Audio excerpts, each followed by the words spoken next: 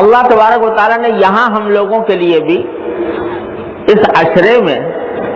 کچھ خصوصی احکام عطا فرما دیے ہیں کہ ان احکام کو اگر اس نیت سے بجا لائیں کہ ہم حج تک تو نہیں پہنچ سکے، لیکن اللہ تبارک و تعالیٰ، اللہ کے رسول صلی اللہ علیہ وسلم نے یہ احکام ہمیں عطا فرمائے ہیں، تو کچھ بعید نہیں کہ جب رحمت کی گھٹائیں وہاں برسیں گی تو اللہ تعالیٰ کی بارگاہ میں فاصلوں کا کوئی اعتبار نہیں ہوتا۔ جب رحمت کی گھٹائیں وہاں برسیں گی تو ان کے چھینٹے انشاءاللہ یہاں پر بھی پڑیں گے، اور وہ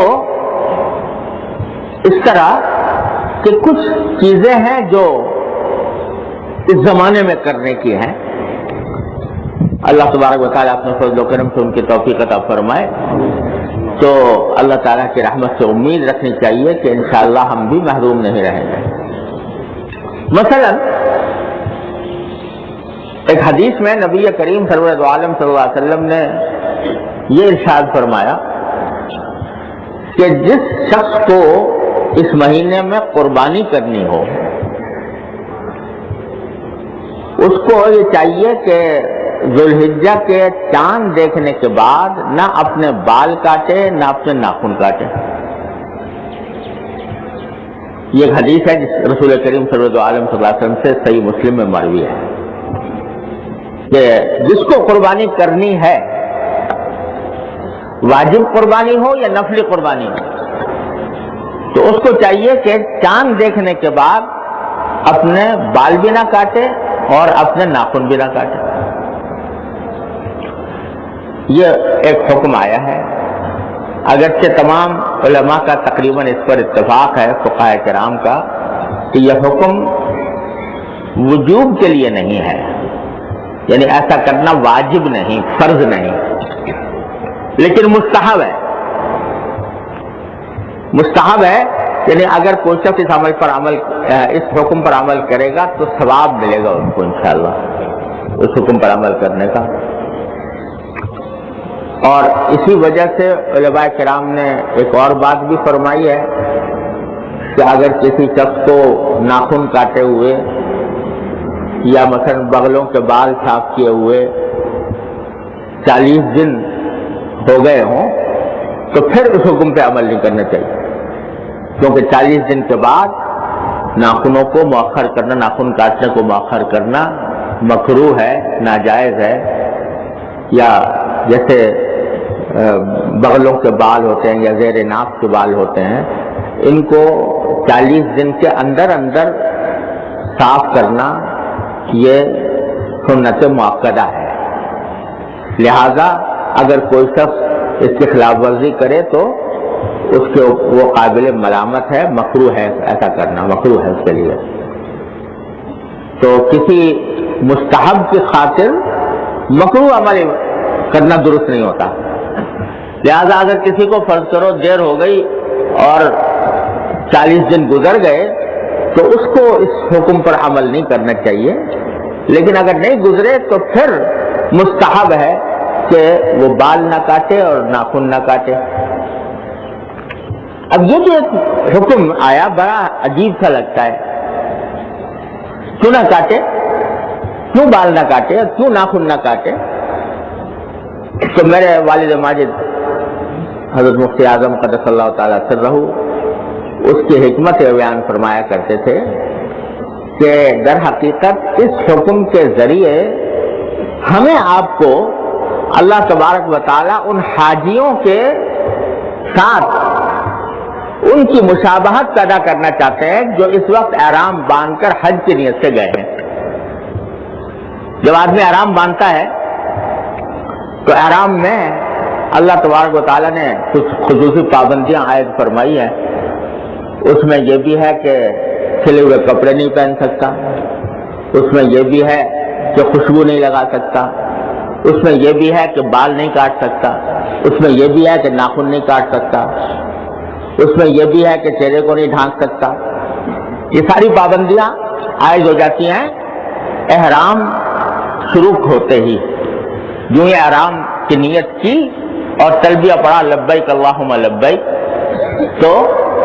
یہ پابندیاں اس کے اوپر عائد ہو جاتی ہیں. تو میرے والد ماجد قدس اللہ تعالیٰ سرہ فرمایا کرتے تھے کہ در حقیقت ہم لوگوں کو جو حج کو نہیں جا سکے ان کو اللہ تبارک و تعالی کی طرف سے یہ ایک اشارہ دیا گیا ہے کہ تم اگرچہ حج کو نہیں جا سکے لیکن حج کو جانے والوں کی تھوڑی سی مشابہت پیدا کر لو. وہ یہ مشابہت اس طرح پیدا کر لو کہ وہ اس زمانے میں بال نہیں کاٹ رہا ہے تم بھی نہ کاٹو, وہ ناخن نہیں کاٹ رہا ہے تم بھی نہ کاٹو. تو ایک مشابہت پیدا ہو جائے گی ان لوگوں کے ساتھ کہ جن کو اللہ تبارک و تعالی نے حج بیت اللہ کی سعادت سے نوازا ہے. تو تم یہ کہنے کے قابل ہو جاؤ گے کہ تیرے محبوب کی یا رب شباہت لے کے آیا ہوں, تیرے محبوب کی یا رب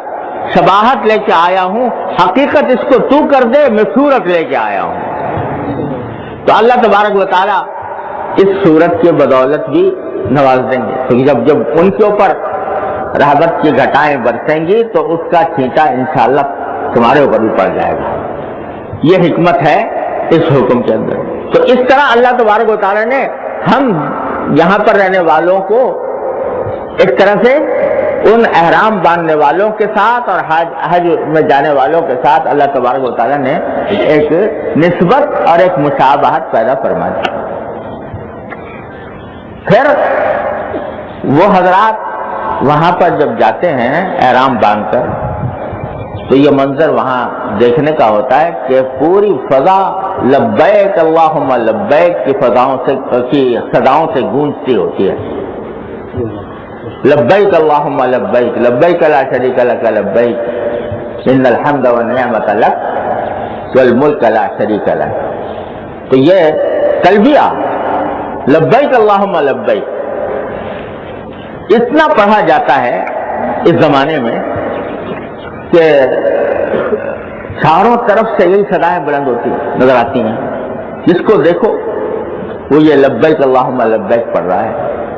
فضائیں اس سے گونج رہی ہیں. یہاں تک کہ علماء کرام نے فرمایا اور ظاہر ہے کہ قرآن و سنت کے دلائل کی بنیاد پر فرمایا کہ جب آدمی احرام باندھ لے تو کوئی بھی ذکر لبیک اللہم لبیک سے زیادہ افضل نہیں ہے اس کے لیے. سب سے زیادہ افضل ذکر اس کے لیے یہ ہے کہ لبیک اللہم لبیک پڑھیں اور بلند آواز سے پڑھیں. بلند آواز سے لبیک اللہم لبیک پڑھنے کا حکم دیا گیا ہے. تو ایک حج کے ماحول میں ایک خصوصیت یہ ہوتی ہے کہ ساری فضائیں لبیک کی صداؤں سے گونج رہی ہوتی ہیں. اس کی ایک مشابہت اللہ تبارک و تعالی نے ہمارے لیے یہاں پیدا فرما دی. وہ یہ کہ یہ فرمایا کہ ایام تشریق میں یعنی جب 9 ذی الحجہ کی تاریخ جو آنے والی ہے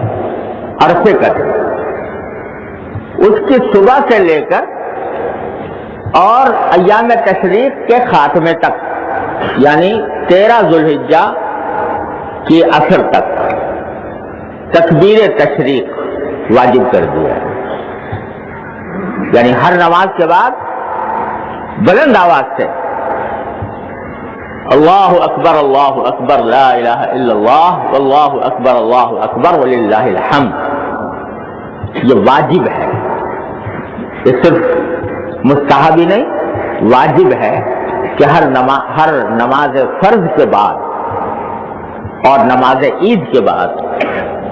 یہ تکبیر پڑھنا ایک مرتبہ واجب ہے.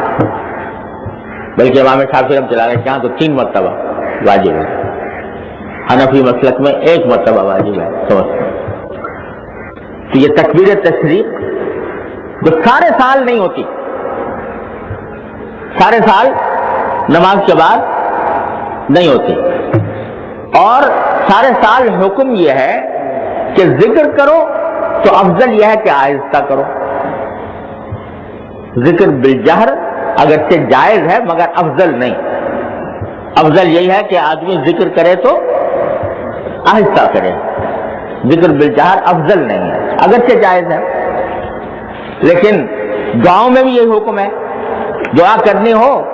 تو آہستگی سے دعا کرنا یہ افضل ہے بلند آواز سے دعا کرنے کے مقابلے میں۔ تو ذکر اور دعا یہ دو چیزیں ایسی ہیں کہ جس میں خفیہ کرنا، آہستگی سے کرنا، اپنے اللہ تعالیٰ سے براہ راست رابطہ قائم کر کے ذکر اور دعا کرنا یہ افضل ہوتا ہے، بلند آواز سے ذکر کرنا افضل نہیں۔ وہاں ذکر میں تو وہ بات ہونی چاہیے جو صدیق اکبر رضی اللہ تعالیٰ عنہ نے فرمائی کہ اسمعت من ناجیت، مجھے کسی اور کو نہیں سنانا، جس سے میں مناجات کر رہا ہوں، جس سے میں فریاد کر رہا ہوں، بس اس کو سنا دیا میرے لیے کافی ہے۔ تو عام حکم یہ ہے، چنانچہ عام نمازوں کے اندر جو ہم نمازیں پڑھتے ہیں تو جماعت سے بھی پڑھتے ہیں، جماعت کے بعد ذکر بھی ہوتا ہے، لیکن سب اپنے اپنے ذکر میں مشغول ہو جاتے ہیں، بلند آواز سے کوئی ذکر نہیں ہوتا۔ لیکن یہاں ان 5 دنوں میں اللہ تبارک و تعالیٰ کی طرف سے پسندیدہ یہ ہے کہ بلند آواز سے کہو اللہ اکبر لا الہ الا اللہ واللہ اکبر وللہ الحمد۔ یہ تکبیر تشریق، یہ اس طرح ایک مشابہت اور پیدا فرما دی گئی کہ تکبیر تشریق کے ذریعے ان لبیک کہنے والوں کے ساتھ تم شریک ہو جاؤ۔ وہاں بھی دونوں چیزیں چلتی ہیں، لبیک بھی ہوتا ہے ان دنوں میں اور تکبیر تشریق بھی ہوتی ہے۔ حضرت صحابہ کرام فرماتے ہیں کہ ہم جب حضور اقدس صلی اللہ علیہ وسلم کے ساتھ حج کو گئے تو نماز کے بعد کوئی تکبیر کہتا تھا، نماز کے علاوہ بھی تکبیر کہتے تھے، اور کوئی تلبیہ پڑھتا تھا، تو دونوں ہوتے ہیں۔ لیکن اس کا ایک حصہ ہمیں بھی عطا فرما دیا اللہ تعالیٰ نے تکبیر تشریق کے ذریعے کہ یہ تکبیر تشریق کا ہو، واجب کر دو ان کے ساتھ۔ وہ پہلی مشابہت جو تھی وہ مستحب تھی، یہ واجب کر دیا اللہ تبارک و تعالیٰ نے، اور یہ واجب ہے ہر مسلمان کے ذمہ، جو مرد ہو یا عورت ہو، اور جماعت سے نماز پڑھ رہا ہو یا اکیلے پڑھ رہا ہو، ہر حالت میں واجب ہے۔ اگر فرض کرو جماعت نہیں ملی، اکیلا پڑھنا پڑ گیا کسی کو، تو اکیلے نماز میں بھی نماز کے بعد یہ تکبیر پڑھنا اللہ اکبر لا الہ الا اللہ اللہ اکبر وللہ الحمد، یہ پڑھنا واجب ہے۔ اور خواتین کے لیے بھی جو گھر میں نماز پڑھ رہی ہیں اکیلے، ان کے لیے بھی واجب ہے، بس یہ اس کا فرق ہے کہ خواتین کو بلند آواز سے پڑھنے کے بجائے آہستہ آواز سے پڑھنا چاہیے۔ خواتین کے لیے آواز بلند کرنا پسندیدہ نہیں، ان کے لیے لبیک بھی بلند آواز سے پڑھنا پسندیدہ نہیں۔ اگر حج کو گئی ہو تو لبیک تو پڑھنا ہے، لیکن وہ آہستہ آواز سے پڑھنا ہے۔ اسی طرح یہاں پر تکبیر تشریق بھی خواتین کے لیے آہستہ آواز سے پڑھنا ان کے ذمہ واجب ہے، اور اس معاملے میں خواتین اکثر و بیشتر اس مسئلے سے آگاہ نہیں ہوتی، اس واسطے ان کا اہتمام نہیں کیا جاتا، اور اس کی ایک وجہ یہ بھی ہے کہ ہم لوگ مرد لوگ جو ہیں وہ تو مسجدوں میں نماز پڑھتے ہیں، اگر ایک آدمی بھول جائے تو پوری مسجد پڑھ رہی ہوتی ہے، یاد آ جاتا ہے، لیکن خواتین بیچاری اپنے گھروں میں پڑھتی ہیں تو ان کو یاد دلانے والا بھی کوئی نہیں ہوتا، تو ان کو چاہیے کہ وہ عرفے کے دن سے 9 تاریخ کی صبح سے اور 13 تاریخ کی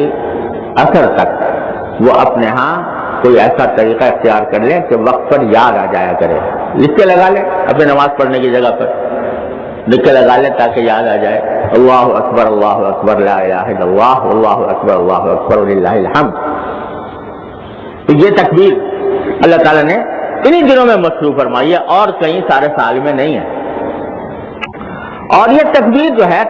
تکبیر تشریق، یہ نمازوں کے بعد تو واجب ہے، اگر کوئی چھوڑے گا جان بوجھ کر تو گناہ ہوگا، لیکن نمازوں کے علاوہ بھی یہ تکبیر مستحب ہے، یعنی بلند آواز سے یہ تکبیر کہتے رہنا، چلتے پھرتے اٹھتے بیٹھتے، یہ تو آپ یہ اکثر حضرات جانتے ہی ہیں کہ جب نماز عید کو جا رہے ہوں، عید الاضحیٰ کی نماز کو، تو پھر راستے میں بلند آواز سے تکبیر پڑھتے ہوئے جانا چاہیے، اللہ اکبر لا الہ الا اللہ، اللہ اکبر وللہ الحمد۔ وہ بھی مسنون ہے اور مستحب ہے۔ اس کے علاوہ بھی چلتے پھرتے اٹھتے بیٹھتے تکبیر پڑھنا یہ مستحب ہے، بلکہ حضرت امام ابو حنیفہ رحمۃ اللہ علیہ کے ایک قول سے یہ بات معلوم ہوتی ہے کہ یہ صرف ایام تشریق ہی میں نہیں، عرفے کے دن کے بعد ہی نہیں، بلکہ آج سے ہی، یعنی پہلی ذی الحجہ سے جو 10 دن شروع ہو رہے ہیں، یہ اللہ تعالیٰ کی کبریائی کے بیان کرنے کے دن ہیں۔ اللہ تعالیٰ کی کبریائی کے الفاظ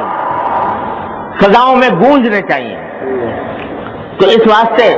حضرت امام ابو حنیفہ رحمۃ اللہ علیہ کے زمانے میں، یعنی خیر القرون میں، ابتدائی دور میں، ایک معمول یہ تھا جو آج کل ختم ہو گیا کہ لوگ بازاروں میں بھی بلند آواز سے تکبیریں پڑھا کرتے تھے۔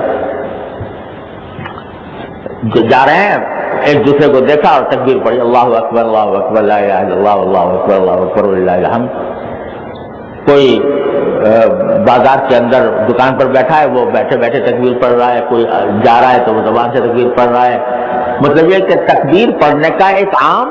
رواج تھا ان 10 دنوں میں بھی جو یکم ذی الحجہ سے شروع ہو رہے ہیں۔ تو حضرت امام ابو حنیفہ رحمۃ اللہ علیہ سے کسی نے پوچھا کہ حضرت یہ جو رواج ہے لوگوں میں کہ وہ تکبیر پڑھتے ہیں بازاروں کے اندر بھی، چلتے پھرتے بھی، اٹھتے بیٹھتے بھی، تو آیا یہ ایسا کرنا چاہیے یا نہیں کرنا چاہیے؟ تو حضرت امام ابو حنیفہ نے فرمایا ضرور کرنا چاہیے۔ انہوں نے اس کی ترغیب اور اس کی بنا پر علماء کرام نے فرمایا کہ ان 10 دنوں میں بھی چلتے پھرتے اٹھتے بیٹھتے تکبیر پڑھنا اولا ہے، بہتر ہے۔ اور یہ بہتر اب آج کل کچھ مفقود سا ہو گیا ہے، ہم لوگ چھوڑ بیٹھے ہیں۔ یوں تو نہیں کہنا چاہیے کہ سنت ہے، اس واسطے کہ نبی کریم صلی اللہ علیہ وسلم سے براہ راست ثابت نہیں، لیکن خیر القرون کے اندر جبکہ صحابہ بھی موجود تھے، تابعین بھی تھے، تبع تابعین بھی تھے، تو وہ یہ عمل کرتے رہے ہیں اور اس کے اوپر کوئی نکیر نہیں ہوئی، فقہاء کرام نے اس کو اولا قرار دیا۔ تو اس واسطے ان 10 دنوں کے اندر بھی تکبیر کا کثرت سے زبان پر ہو اور بلند آواز سے ہو تو کوئی مذائقہ نہیں، اچھی بات ہے اور اس کو رواج دینا بہتر ہے۔ بلکہ جو ایام تشریق ہیں، یعنی یوم عرفے کے دن کے بعد سے لے کر 13 تاریخ تک، اس میں تو صحابہ کرام سے ثابت ہے۔ حضرت عبداللہ بن عمر رضی اللہ تعالیٰ عنہما جو مشہور صحابی ہیں اور اتباع سنت کی تصویر تھے، ان کا ہر عمل اتباع سنت کے مطابق ہوا کرتا تھا اور لوگ ان کے عمل سے سنتیں سیکھا کرتے تھے۔ ان کے بارے میں روایات میں آتا ہے کہ وہ نہ صرف یہ کہ نمازوں کے بعد تکبیر کہتے تھے، بلکہ کھانا کھا رہے ہیں تو پہلے تکبیر سے آغاز کیا، کھانا کھانے کے بعد تکبیر کہی، اپنے خیمے کے اندر رہے اس میں تکبیر کہی، یہاں تک کہ بازاروں میں نکلتے تو بازاروں میں نکلتے وقت تکبیر کہتے اور ان کی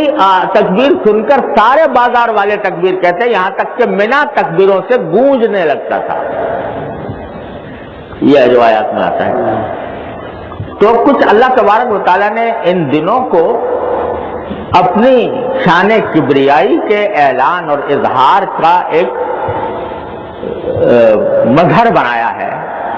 تو اس میں اللہ تبارک و تعالیٰ کی تکبیر کا خصوصی اہتمام کرنا چاہیے، اللہ تعالیٰ کی بڑائی بیان کرنے سے۔ اللہ اکبر لا الہ